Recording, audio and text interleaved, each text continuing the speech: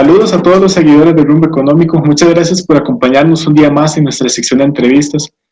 En las últimas semanas, las calificadoras de riesgo a nivel internacional pues han castigado los bonos de Costa Rica, han degradado las calificaciones de riesgo del país. ¿Qué son las calificadoras de riesgo? ¿Qué son las calificaciones? ¿Y cuál es la importancia que tiene tener una buena calificación para el país en un momento como el actual? Para conversar sobre este tema, invitamos a Melvin Garita, economista y gerente general de BN Valores, quien nos va pues, a hablar sobre este tema. Bienvenido, Melvin. Muchísimas gracias por atender nuestra entrevista. Un gusto participar con ustedes, Roberto, y con todos los que nos ven en los diferentes medios de acceso a este importante medio de comunicación. Muchas gracias, Melvin. Melvin, tal vez si iniciamos hablando un poquito y explicando qué son las calificadoras de riesgo, qué son las calificaciones de riesgo y por qué es importante tener una buena calificación para un país, para una economía.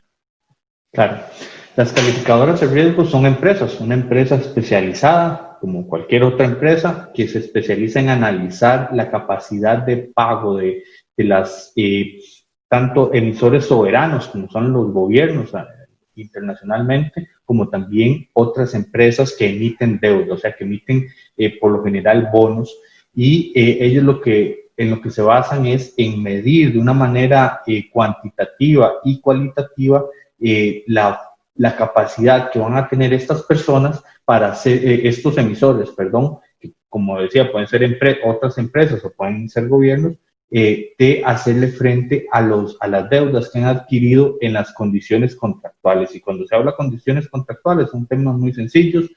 Una persona de un gobierno o una empresa pidió prestado 100 y dijo, le voy a durante 10 años y le voy a pagar a usted cada 6 meses 5 colones.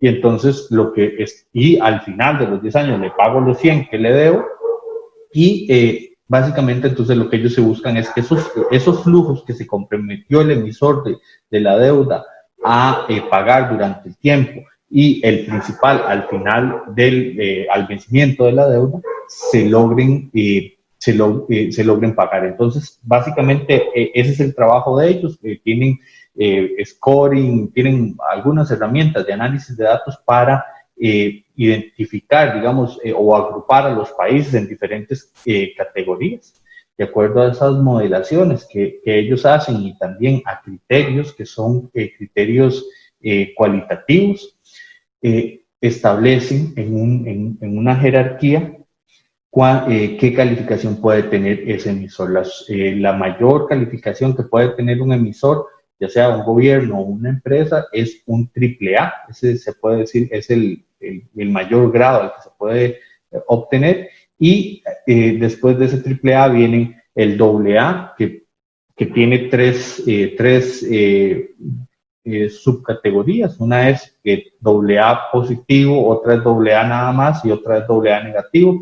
Cuando un emisor está en el AA positivo, lo que quiere decir la calificadora es que es posible que si ese emisor sigue haciendo las cosas como ha venido haciéndolas, va a aumentar de AA positivo a AAA. Igual, si está en AA negativo, lo que nos está diciendo es que, de acuerdo a lo que sus análisis, que la calificación podría disminuir de AA negativo a A+. Entonces, es básicamente una clasificación que ellos hacen de la deuda. ¿Y esto qué es lo que se busca? Básicamente lo que se busca es decirle a los inversionistas, a los que ponen los recursos y los que les prestan a estos emisores, qué tanta seguridad hay de prestarle a estas personas, a estas empresas o gobiernos y que les cumplan los arreglos contractuales. Y como lo decíamos, que me paguen los intereses en los tiempos que yo, que dice la deuda contractualmente o que se estableció, y que me pague el principal o que me pague la plata que yo le di a él en préstamo. Entonces, básicamente eso es el trabajo de las calificadoras y de las calificaciones. Y, por ejemplo, tomando esto como consideración, si uno ve un emisor que tiene una calificación A y un emisor que tiene una calificación W, lo que quiere decir es que esta calificación es mucho más segura que la calificación W. Básicamente esa es la labor y la información que las calificadoras de riesgo hacen en términos generales.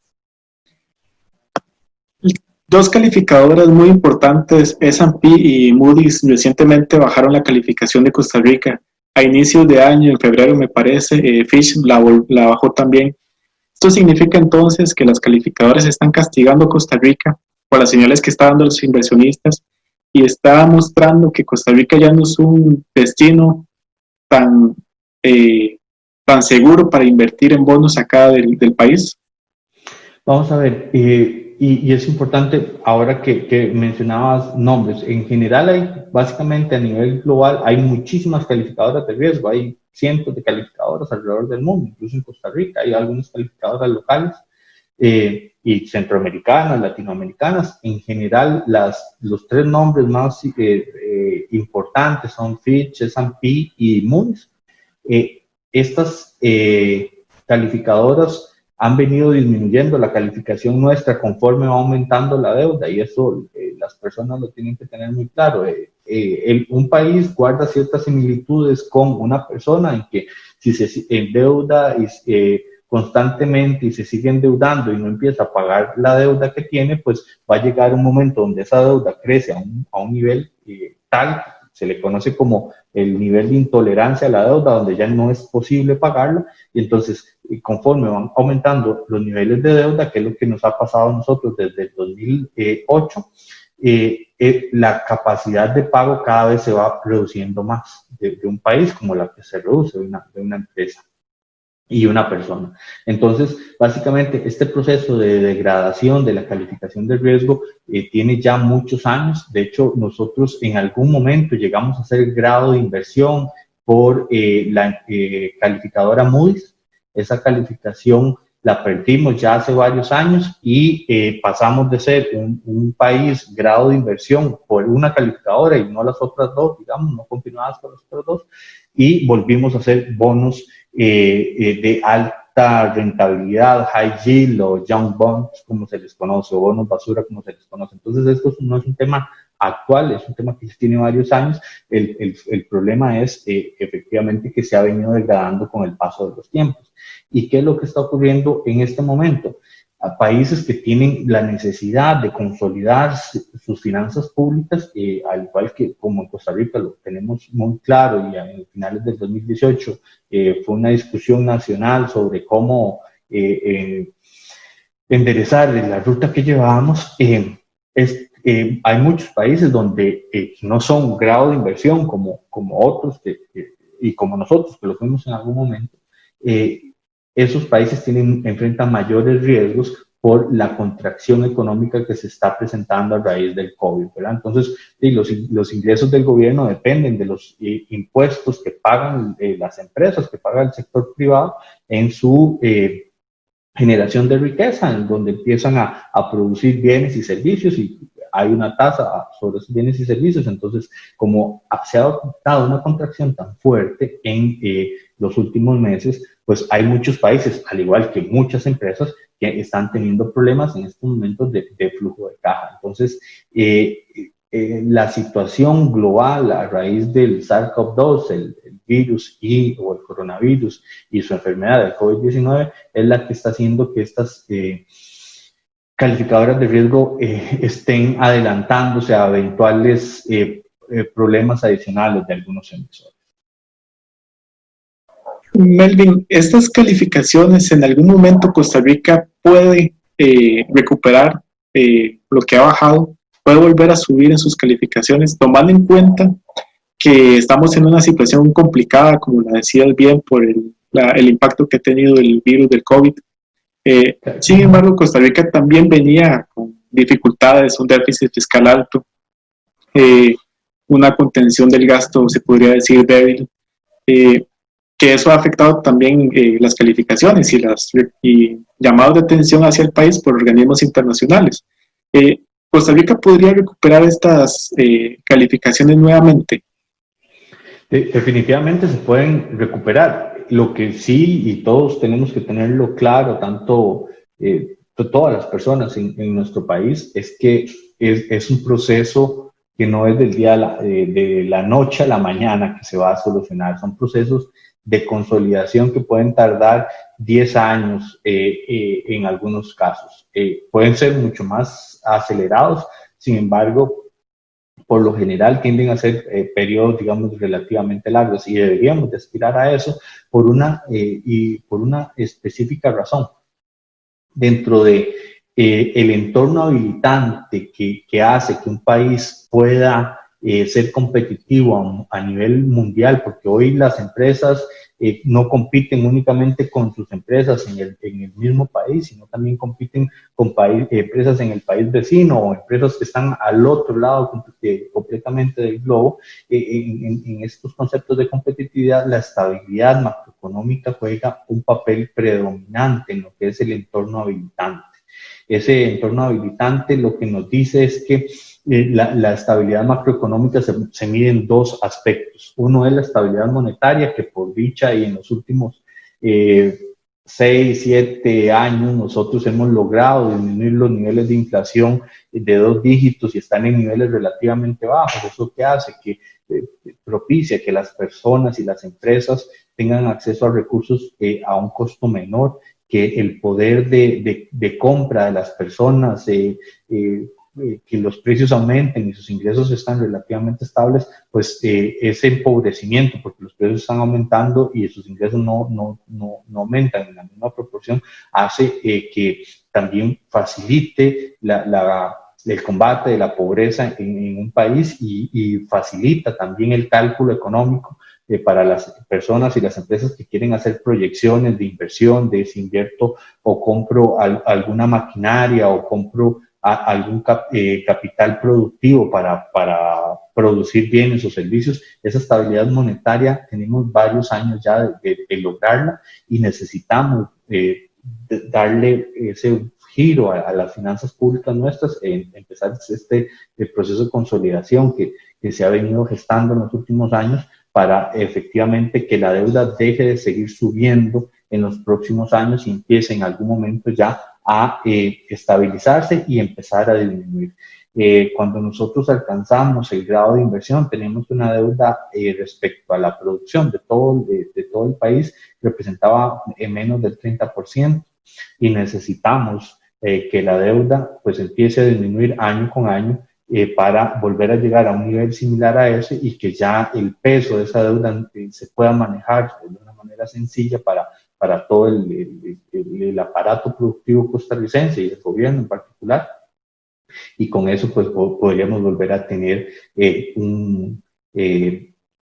una calificación de grado de inversión con las ventajas que eso trae, y las ventajas que trae esto es una mayor, gracias a una estabilidad monetaria, también una estabilidad mayor en lo que son la provisión de servicios, de los servicios públicos que nos presta el gobierno, y también tasas de interés mucho más estables, que eso también hay un componente importante de la influencia que puede tener un gobierno cuando tiene o no problemas de financiamiento en las tasas de interés. Entonces, básicamente eso es lo que podríamos decir de las ventajas de aspirar a ser un país de grado de inversión y cómo lo podemos lograr, que es llegando a esa consolidación de las finanzas públicas, que pues es una tarea que esperemos que pronto empecemos a darle señales más claras al resto del mundo, a las calificadoras, para que vean que efectivamente sí estamos tomando el rumbo que nos va a llevar a esa consolidación de las finanzas, a no tener ya más problemas de este tipo. Melvin, comentabas ahora que Costa Rica los bonos ya se catalogan como bonos basura. Por ende, es pues sumamente importante empezar a dar esas señales a las calificadoras, a los inversionistas internacionales, para empezar a salir de allí y regresar a ese grado de inversión tan importante como lo mencionabas. ¿Cuáles son? Bueno, y una de las calificadoras señalaba que el gobierno no estaba dando señales claras, que por eso también afectaba la calificación de ellos. Un aspecto que ellos señalaron fue el levantamiento de la regla fiscal a las municipalidades, que se puede interpretar como que no había un compromiso por parte del gobierno hacia hacia ese mejoramiento fiscal. Y a través de esto que nos dicen las calificadoras y a partir de tu experiencia, ¿qué acciones concretas puede tomar el gobierno para ir saliendo de esa categoría de bonos basura y empezar a subir nuevamente, dando esas señales que tanto ocupa dar el país al mercado internacional y a las calificadoras de riesgo? Una señal y que ya se dio es el inicio de pláticas con el Fondo Monetario Internacional para llegar a un acuerdo de financiamiento. Estos acuerdos establecen metas que se tienen que alcanzar en el corto y mediano plazo, y conforme esas metas se van alcanzando, vienen los desembolsos. Cuando se anunció el inicio de estas intenciones de llegar a un acuerdo como esto, los bonos costarricenses han tenido una mejora importante en rendimiento. O sea, el rendimiento ha subido y su valoración ha mejorado, porque se cataloga mejor, en la parte larga de la curva de hasta un 10%. ¿Qué quiere decir esto? Que la gente que compró los bonos el viernes 29 de mayo, que fue el día después de la renuncia del ministro de Hacienda, y con la entrada del nuevo ministro y los anuncios que se han venido dando con estos arreglos, los bonos han ganado valoración hasta un 10-11% algunos de estos bonos.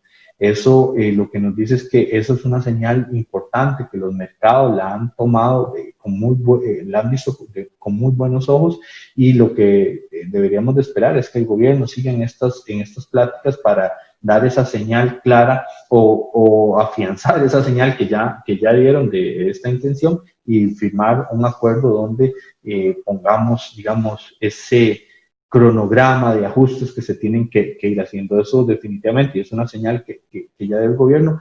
Una vez que ese acuerdo se confirme, pues le daría mucho más tranquilidad a todas las personas o inversionistas alrededor del mundo y los locales sobre esa consolidación de las finanzas públicas que tenemos pendiente desde los últimos 10-12 años, ¿verdad? Un aspecto también importante, me parece, estaba leyendo que Costa Rica tiene una deuda, bueno, cerraría el año con una deuda de casi el 67%. La OCDE y otras organizaciones han señalado que una deuda sana para un país es entre un 30 y un 50%. Costa Rica ya pasó ese porcentaje. ¿Qué tan peligroso puede ser esto para el país?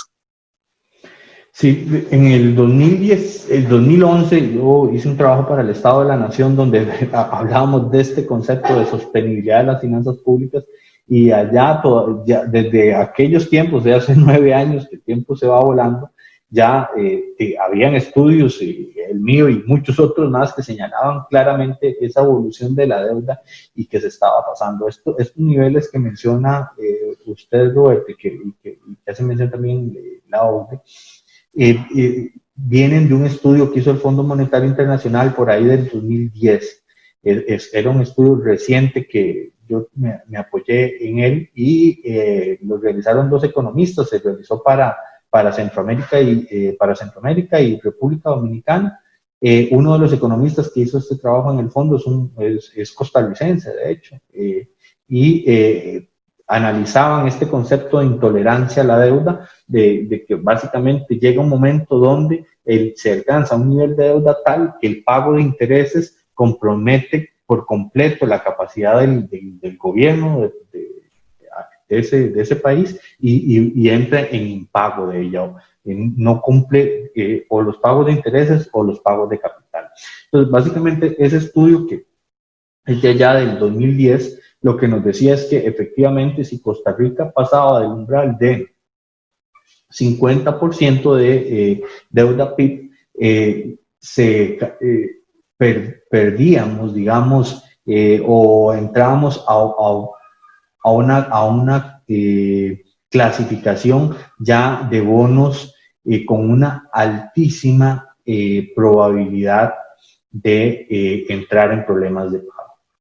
Eso lo sobrepasamos, creo que hace como 5 años, ese nivel de 50%, y ya con estas proyecciones del 67%, lo que nos dicen es, señores, definitivamente hay que darle un giro a la evolución de la deuda. Lo primero que se hace cuando se busca consolidar las finanzas públicas es detener el ritmo de crecimiento de la deuda. O sea, lo primero es ver los movimientos tanto en ingresos como en gastos, para que la deuda deje de seguir creciendo y se estabilice, y luego tomar decisiones adicionales para empezarla a disminuir.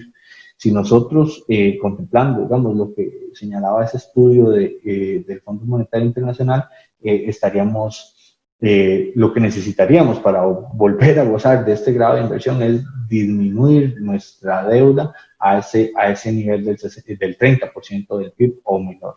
Y con eso, pues, nos aseguraríamos de que tenemos un gobierno funcional, que va a tener acceso al crédito en los mercados internacionales de una manera holgada y barata, y además nos garantizamos que las condiciones económicas del país van a ser mucho más estables y van a permitir a las personas y a las empresas que quieren implementar un proyecto de inversión, que quieren expandir su negocio, pues definitivamente hacerlo con menos incertidumbre.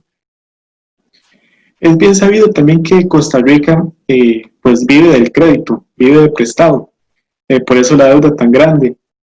Los ingresos, principalmente ahora por el impacto del COVID, pues han disminuido mucho. Con la reforma fiscal, pues aumentaron un poco, se trabajó allí, pero no son suficientes todavía para poder mantener el país.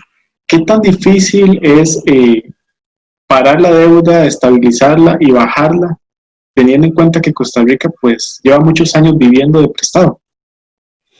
Hay que cambiar algunos de los disparadores que nos han llevado a estos niveles de deuda, y ese es el trabajo que, como señalábamos anteriormente, un acuerdo con el Fondo Monetario Internacional pues nos podría ayudar a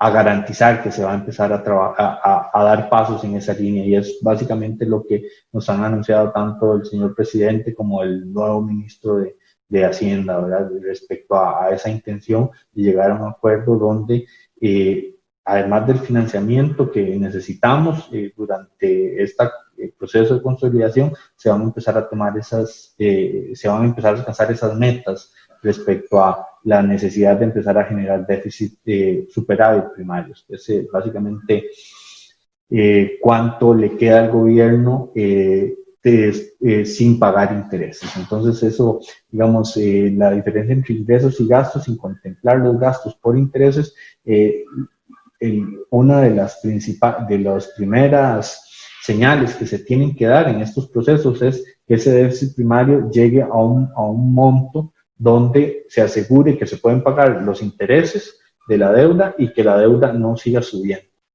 Ese es el primer paso, y después de ahí, pues parte de lo que se debería de estar arreglando, por lo menos de lo que se ha visto en otros países, es, bueno, ya no es simplemente tener un déficit primario de este monto para que la deuda esté estable, sino vamos a generar un déficit primario mayor para que podamos ir pagando o prepagando parte de la deuda que tenemos. Entonces, empezarla ya a generar un monto de recursos adicionales para decir, bueno, debo 100 y este año voy a pagar 95, entonces el otro año ya no voy a tener 100 de deuda, voy a tener 95, para ponerlo en términos sencillos. Ese es básicamente el proceso de consolidación, y es básicamente el que nos ha venido señalando el gobierno y a través de tanto del señor presidente como del señor ministro de Hacienda, y estamos muy esperanzados en que se llegue a buen puerto con este tipo de acuerdos. Perfecto. Algo que me llamó la atención esa semana fue que el ministro de la Presidencia señaló en un medio nacional que algo muy importante o vital para reactivar la economía es el gasto público, aumentar el gasto público. Pero suena un poco raro que el gobierno busque aumentar el gasto público cuando se está en una situación más bien en donde se debe contener un poco. ¿Cómo puede funcionar esta relación y qué pasaría si el gobierno continúa aumentando pues, su gasto, Sí. tomando en cuenta esto? Parte, digamos, de ese concepto de estabilidad macroeconómica y estabilidad fiscal contempla que porque nosotros necesitamos del gobierno, ¿verdad? Nosotros necesitamos, el gobierno hoy le provee educación a una muy importante parte de la población costarricense, provee servicios de salud a una muy importante parte de la población, provee servicios de infraestructura también. O sea, en general, el gobierno existe y en la historia de la humanidad nos hemos acostumbrado a tener gobiernos, ¿verdad? No a vivir en la anarquía. ¿Por qué? Porque se ha determinado que la existencia de los gobiernos genera ciertas dinámicas que permiten la administración de la justicia, por ejemplo, que esa es una de las principales razones de existencia de los gobiernos, hace que nosotros necesitemos esos servicios. Y definitivamente como sociedad necesitamos que esos servicios se mantengan. De ahí que es importante y es muy necesario que se presente un proceso de consolidación. ¿Para qué? Para que esos servicios no se vean afectados en el mediano y largo plazo o en el mismo corto plazo. Nosotros queremos seguir siendo un país con unos altos niveles de educación, queremos seguir siendo un país con altos niveles de salud ejemplares, y la batalla que le hemos dado al COVID, estamos ahí de la mano con las grandes economías desarrolladas, teniendo resultados muy buenos, disminuyendo la cantidad de muertes de una manera excepcional. Todos esos alcances que hemos logrado como sociedad en la construcción de este país, pues definitivamente también dependen de que las finanzas públicas estén consolidadas, de que es muy importante y tener claro que necesitamos esos servicios. Entonces, el mismo proceso de consolidación lo que nos permite es tener tranquilidad de que esos servicios que necesitamos se van a seguir manteniendo en los próximos años, y eso es parte, digamos, de la misma estabilidad que necesita usted o cualquier otra persona o empresa que quiera ponerse un negocio o una empresa en nuestro país, ¿verdad? Saber que esas condiciones que permiten competir a las empresas se van a mantener y van a ser estables en ese lugar donde se está invirtiendo, donde se está apostando a generar valor. Ya, Melvin, para finalizar, porque nos va ganando el tiempo lamentablemente, algo muy importante para los mercados, tanto internacionales como nacionales, es la confianza que el emisor pueda brindarles. El inversionista toma sus decisiones a partir de esa confianza también. Ya mencionabas que un aspecto importante para que el país, Costa Rica, empiece a dar nuevamente esa confianza es el acuerdo que empezó con el Fondo Monetario Internacional. También la consolidación acá al interno. ¿Qué otros puntos pueden generar esa confianza adicional que los mercados internacionales necesitan? Y menciono los mercados internacionales principalmente porque Costa Rica tenía previsto la estrategia de financiarse en los próximos años con eurobonos. Entonces, ¿cuáles son esos aspectos que necesitan los mercados internacionales y nacional para poder realmente confiar en el país? Sí, esa señal que mencionábamos anteriormente respecto a un acuerdo con el fondo, pues ya ha tenido efecto, como lo mencionábamos anteriormente, en la evolución de los bonos nuestros, pero la competitividad de un país y tanto para la inversión en la deuda del país como en la inversión extranjera directa en nuestra economía, que es muy importante también, dependen de factores de competitividad. Nosotros tenemos ya varios años de habernos enfrascado en un punto particular, que es esa estabilización de las finanzas públicas. Eso que ya lo conversamos, pues ya lo tenemos, creo que todos los costarricenses claros con las discusiones que se dieron en el 2018, con lo que se está volviendo a vivir ahora y con las buenas señales que ha venido dando el gobierno. Hay otros aspectos que influyen en la competitividad de un país. Uno de ellos es la infraestructura, que es algo que recientemente se ha venido mejorando de una manera considerable. Otro aspecto que tiene que ver ahora con la cuarta revolución industrial en la que estamos viviendo, donde la automatización y la virtualización de procesos y servicios es muy, muy alta, es lo que maneja el Foro Económico Mundial como la adopción de las tecnologías de la información y la comunicación. Eso es un aspecto donde nosotros tenemos que trabajar más fuerte.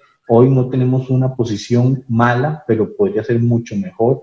Y uno de los aspectos, por ejemplo, para empezar a revisarlo con un poquito más de detalle, en los cuales en este tema de adopción de tecnologías de información y comunicación tenemos que mejorar es en todo el acceso que se puede tener las personas y los hogares y las empresas a Internet de banda ancha. Actualmente tenemos una gran penetración en Internet, pero a través de dispositivos móviles, de teléfonos, pero también tenemos que hacer que esa penetración de Internet de banda ancha llegue a todos los hogares y a todas las empresas en el país, y eso potenciaría, digamos, nuestro crecimiento. Tenemos otros aspectos como las rigideces del mercado laboral que para beneplácito de todos los costarricenses, muchas se han tomado muchas medidas debido a la pandemia para flexibilizar más el mercado laboral. Nosotros teníamos desde el 2008, 2009, con la gran crisis que vivimos en aquel tiempo, el tema de la flexibilización de las jornadas laborales, donde efectivamente si una empresa no podía vender porque por algún problema o se entraba en recesión en la economía, pues se pudiera disminuir la planilla, la contratación a un 50% o menos, y esa regulación ya la tenemos. Eso hacía que nuestro mercado laboral fuera bastante inflexible y todavía tenemos algunos aspectos que mejorar en lo que es el mercado laboral. Hay que hablar de trabajadores autónomos, hablar de que ya no es necesario entrar en todos estos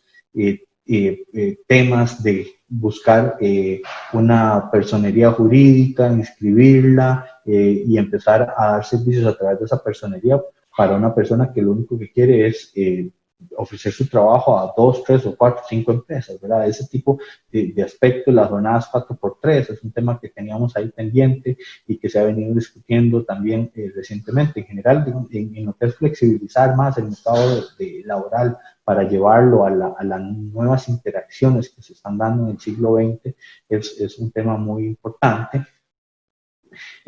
También tenemos que trabajar en otros aspectos que señala el Foro Económico Mundial, como el dinamismo de los negocios, la capacidad de innovación, el acceso a otros mercados. Nosotros, por lo general, somos una economía muy pequeña y lo que parte de nuestra estrategia de crecimiento, de generar bienestar para toda la población ha sido incorporarnos al resto del mundo, ¿verdad? Entonces, ese proceso de integración también tiene que continuar.